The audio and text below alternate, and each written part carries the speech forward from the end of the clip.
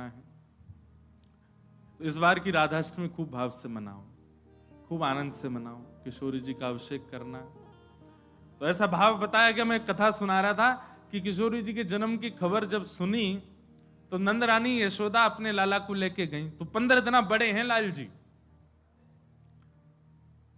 तो जैसे ही गई तो महाराज रत्न आभूषण कितने सारे भर करके बैलगाड़ी में लेकर के गई,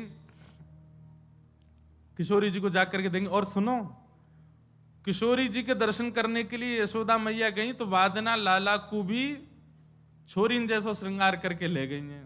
क्यों? लाली के उत्सव में जा रही हैं तो लाला लाली बन के गए हो। तो ठाकुर जी के केश खोल दिए हैं, सुंदर चुनरी उड़ाई है, नेक से ठाकुर जी ने लहंगा पहनो है। छोटे छोटे बच्चे श्रृंगार करते हैं ना, इसी भाव से ठाकुर जी लहंगा फरिया पहन के गए। 15 दिन के ठाकुर जी। आहा, नंद रानी यशोदा नंद बाबा को आते देख बरसाने में और झूमन लगे सब लोग, जय हो जय जयकार करने लगे नंद के लाला की जय। क्योंकि अभी तो वृंदावन में गोकुल में भी उत्सव चल रहा हो ठाकुर जी को, उत्सव के बीच में ठाकुर जी गए किशोरी जी के उत्सव में।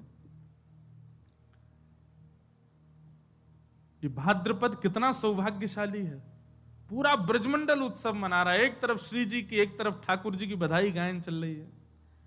ठाकुर जी को लेकर के जैसे ही गई, खूब स्वागत सम्मान भयो। महाराज दुनिया देखवे के काजे आई, बड़े बड़े सुंदर रत्न, बड़े बड़े सुंदर आभूषण लेकर के यशोदा मैया आई हैं कीर्ति मैया को देवे के काजे।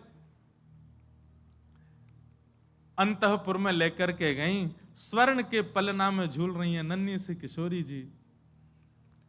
जैसे ही जाकर के यशोदा मैया ने किशोरी जी को दर्शन किया है, किशोरी जी के रूप लावण्य को देख करके, मुखमंडल की कांति देख करके नेक्सी सी, अरे लाल जी 15 दिन के, किशोरी जी तो कछु घंटान की हैं बस अभी। जबकि बालक जब जन्म लेता है उस समय उसके रूप लावण्य इतना मधुर नहीं होता, वो सामान्य से ही रहे, नेक्सो से बालक रहे। पर किशोरी जी का रूप इतना सुंदर, इतनी सुंदर तेज कांति मुखमंडल पर दिख रही है, ऐसे सुंदर कटाक्ष नेत्र हैं, ऐसी सुंदर नासिका, ऐसे सुंदर कपोल हैं, इतनी प्यारी हमारी श्यामा जो लग रही हैं कि उनको अभी तक तो नीलमणि ही सब कछु है यशोदा मैया के लाला के। यही है मेरो सबसे प्यारो मेरो लाला, या लाला तो बढ़िया तो कोई है ही नहीं है, ये तो मेरे हृदय को तारो है, ये तो मेरे हृदय की मणि है। लेकिन आज किशोरी जी को देख करके तो लाला ढीले पड़ गए। नेक नेक यशोदा मैया के हाथ मानो ऐसे हिलने लगे कि लाल जी भी गिर ही जाएंगे का। वो तो लाल जी नहीं कस के पकड़ ली होंगी, मैया मैया ऐसा मत करे, मुंह कायु गिरे। यशोदा मैया ने मन में भावना रखी कि हमारी वृषभानु नंदिनी के काजे जितनी सामग्री हम लाए हैं वो तो इनके योग्य ही नहीं है। अरे वो सब तो हमारी लाडली जी के लायक है ही नहीं है। कहां वर्णूं या रूप को, कहां वर्णूं या स्वरूप को। तभी यशोदा मैया ने अपने हृदय के मणि नीलमणि लाल जी श्री ठाकुर जी, उनको ही गोद में उठाए और किशोरी जी के ऊपर 7 बार दिए। और वही बार करके महाराज अपने ठाकुर जी ही श्री किशोरी जी के चरणन में पधरा दिए। बोले यही सबसे सुंदर उपहार है कि हमारो लाला ही नित्य किशोरी जी के चरणन में विराजे, चरणन में पधरा दी। कई हमारे नाथ द्वारा के कई निकुंज उपासना के चित्र हैं ऐसे कि श्री किशोरी जी पलना में पौड़ी और ठाकुर जी चरणन में पौड़े हुए हैं। कौन? बोले यशोदा मैया ने न्योछावर कर दी अपने लाला। और न्योछावर करके महाराज यशोदा जी तो नाचने लगी, आनंद करने लगी। तभी सब सखीन में आपस में अरे राम जी कहा भयो।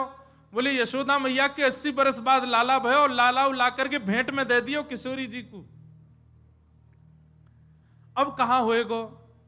लेकिन नंद बाबा यशोदा तो आनंद में हैं, खूब भर गए, भेंट कर दी है किशोरी जी को ही। तभी कीर्ति मैया के मन में आयो कि मेरे लाली भैया एक लाला लाली है वे को कहा सुख होवे ये मैं जानू। ये तो प्रेम बस में है करके, प्रेम भाव में आकर के इनने लाला न्योछावर कर दियो।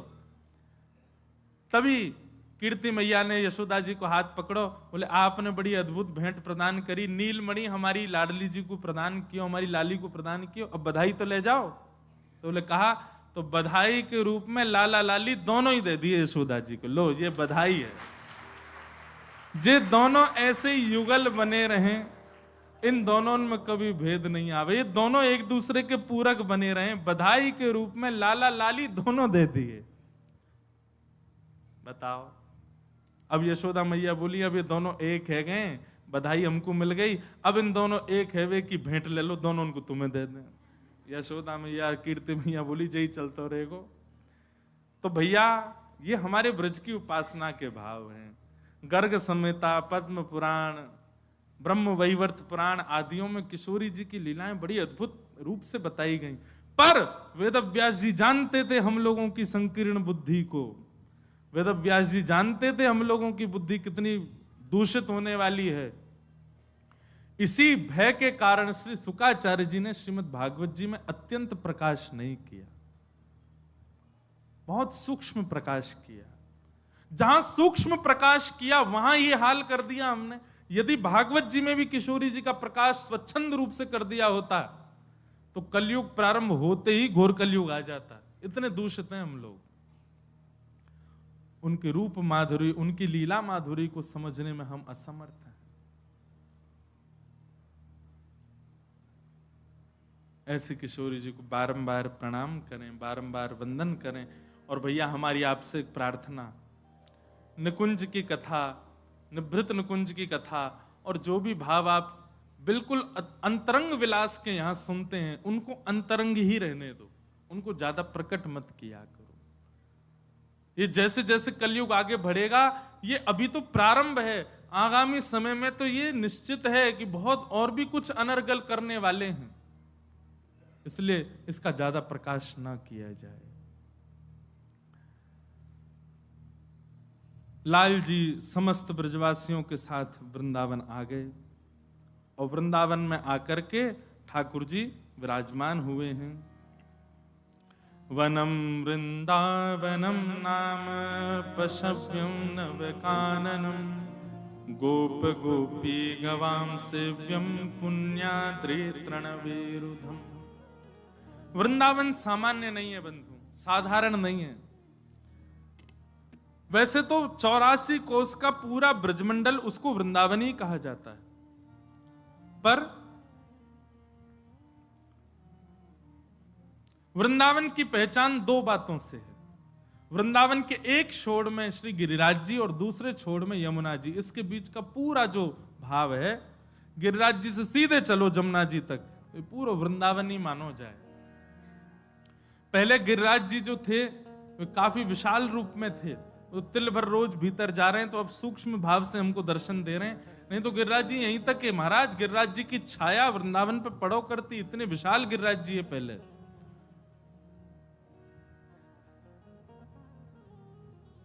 वे अब सूक्ष्म रूप से हमको दर्शन दे रहे हैं। ये पूरा वृंदावन है। किशोरी जी ने अपने हाथों से निर्माण किया है वृंदावन का, सामान्य नहीं है वृंदावन। वृंदावन मिल जाए तो समझ जाइयो ठाकुर जी मिल गए, वृंदावन वास मिले तो समझ जाइयो प्रियालाल मिले। पर अब एक बात और सुनो, अभी के परिप्रेक्ष्य में लोग धन से या फिर अपने अन्य बलों से वृंदावन में रहने का प्रयास करते हैं। आप कहोगे महाराज जी तो और कैसे फ्लैट कहां मिलेंगे, रहने को जगह कहां मिलेगी। हमने तो भैया इतने पद पदावली पढ़े हैं, कहीं भी ये नहीं लिखे कि फ्लैटों में बसो, वृंदावन में जाके वृंदावन में जाकर के घर बना लो। वृंदावन में तो पहले प्रारंभ में तो फिर ऐसे सहज भाव से ही रहना चाहिए। बहुत ध्यान से सुनिएगा, वृंदावन प्रारंभिक में तो कोई आश्रम में रह लो, कोई गुरुजन की शरण में रह लो, कहीं ऐसे ही विराजमान रह लो। वृंदावन के उपयोगी स्वयं को बनाते चलो, फिर जब लगे कि हाँ अब इतने वर्ष हमने सेवा करके व्यतीत कर दिए, तब वृंदावन में फिर कोई जगह आदि किशोरी जी कृपा करे तब लो। सीधे ही आकर के वृंदावन में महाराज करोड़ों रुपया लगा के खरीद ली जमीन, बना लिए घर, रह रहे वहां में। वृंदावन की जब तक सेवा नहीं करोगे तब तक वृंदावन स्वीकार कैसे करेगा। तो पहले तो जो अभी ये लोग कहते हैं हमको ब्रजवास मिले, पहले ब्रज की खूब सेवा करो। जब जब ब्रज आओ, जब जब वृंदावन आओ, ब्रजवासीन की, रसिक जनन की, रजरानी की, यमुना जी की, वृंदावन बिहारी लाल, राधा रमन लाल, राधा वल्लभ, सबकी सेवा करो खूब, और सेवा करके जाओ, अपने अपने घर में ही रहो, कोई दिक्कत नहीं है, अपने काम करो। कितने बालक हमारी दृष्टि में ऐसे हैं, अच्छी अच्छी एजुकेशन प्राप्त कर रहे हैं, कोई डॉक्टर की पढ़ाई कर रहा है, कोई कुछ कर रहा है, कोई कुछ कर रहा है। सबकी इच्छा क्या है कि हम श्रेष्ठ बन करके, जो भी पदवी मिलेगी वो बन करके वृंदावन में आके ब्रजवासियों की सेवा करेंगे, वृंदावन की सेवा करेंगे। पहले ब्रज की सेवा करके ब्रज का अधिकार, ब्रज को बताओ कि हाँ हम अधिकारी हैं आपके। किशोरी जी को जब लगेगी कि हाँ आप ब्रज के अधिकारी बन गए, आपको प्रयास नहीं करना पड़ेगा, किशोरी जी स्वयं बुलाएंगी आपको। आप प्रार्थना कर दो किशोरी जी से, हमको हमारे कहने से कुछ नहीं होगा। ये कोई वो थोड़ी है प्रधानमंत्री कार्यालय कि महाराज आपने कह दो प्रधानमंत्री जी से हमारी रिपोर्ट ने पहले चेक कर ले। ये गुहार वाली जगह नहीं है, यहां तो करते रहो सेवा। जब वृंदावन आने का अवसर मिले सेवा करो। पड़े रहूं कुंजन के कोने, श्याम राधिका गाऊं, किशोरी तेरे चरणन की रज पाऊं।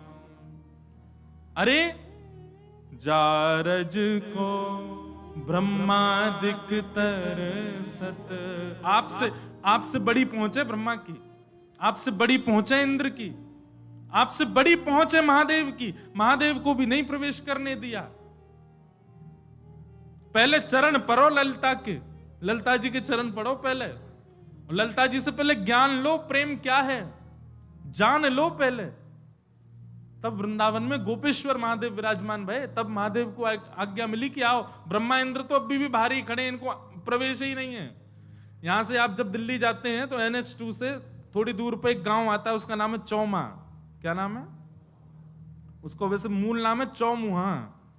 चौमुहा मतलब ब्रह्मा जी वहीं बैठे हैं। वृंदावन में एंट्री नहीं है उनकी। इंद्र तो गिरिराज जी ही भगा दियो, इसीलिए वृंदावन में वर्षा भी कम ही होती है। आज तक भयभीत है, बोले तब तो गिरिराज जी उठा लिया, अब क्या होगा पता नहीं।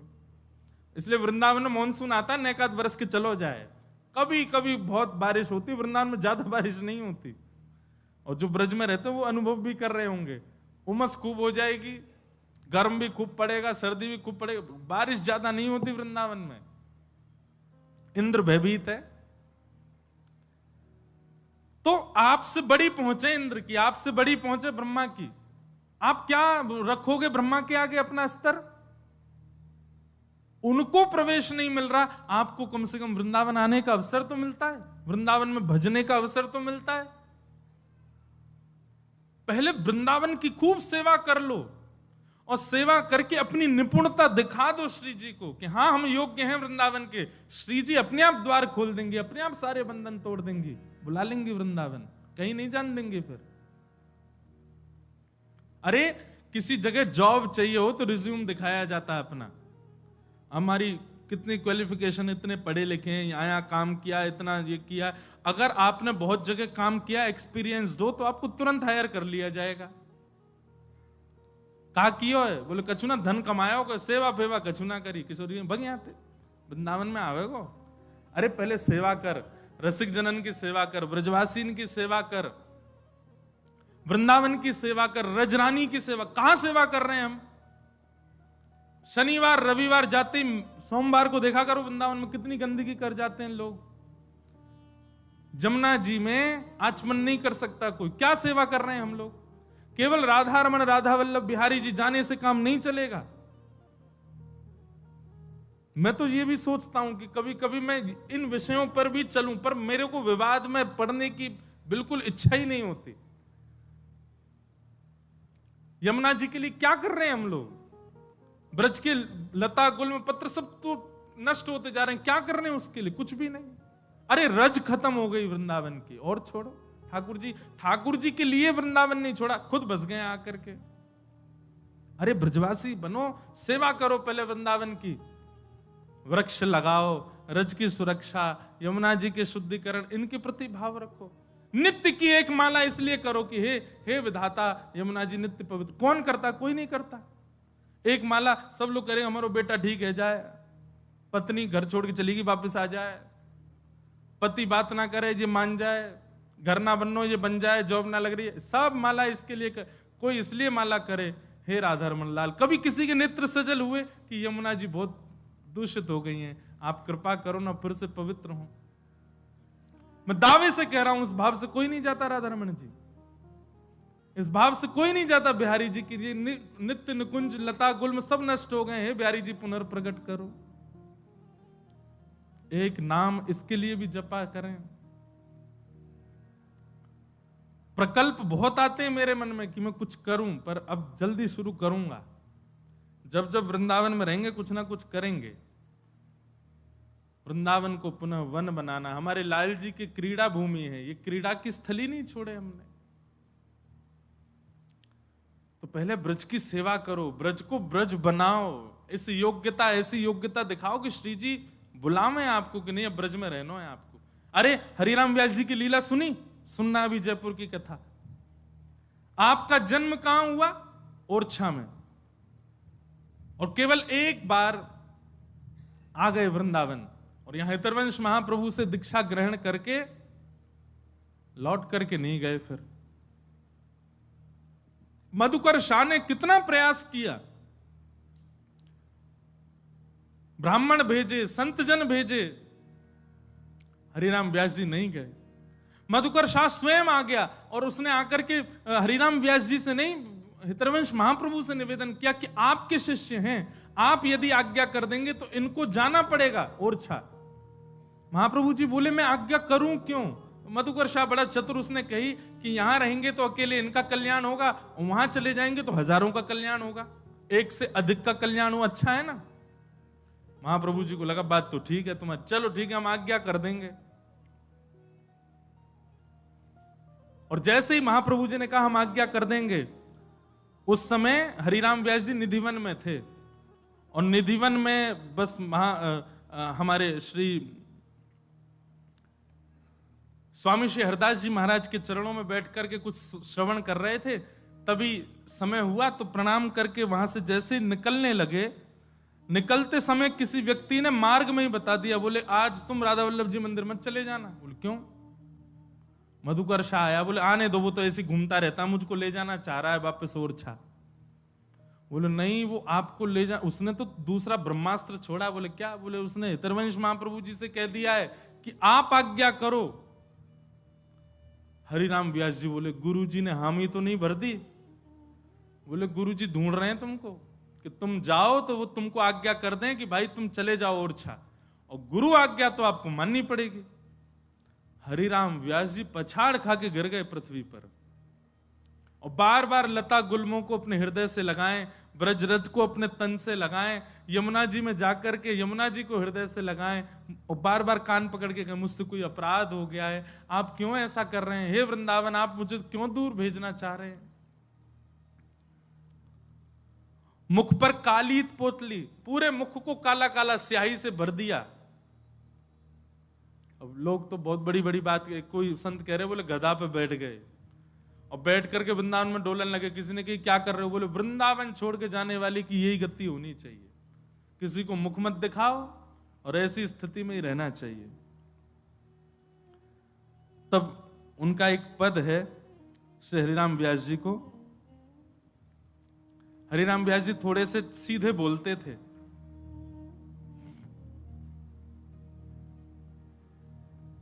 सुनोगे? घबराइयो मत। हाँ, जो बाहर जाने वाले हूं घबराना नहीं। हरिराम व्यास जी कह रहे हैं वृंदावन तज जे सुख चाहत ते राक्षस प्रेत। वृंदावन छोड़ करके जो अन्य सुख की कामना रखते हैं, बोले वही है राक्षस, वही है प्रेत। व्यास दास के उर में बैठियो मोहन कहीं कहीं देत। हरिराम व्यास जी कह रहे मेरी वाणी नहीं है, मेरे चित्त में बैठे हुए ठाकुर जी बोल रहे हैं। बोले क्या? वृंदावन तज जे सुख चाहत ते ही राक्षस प्रेत।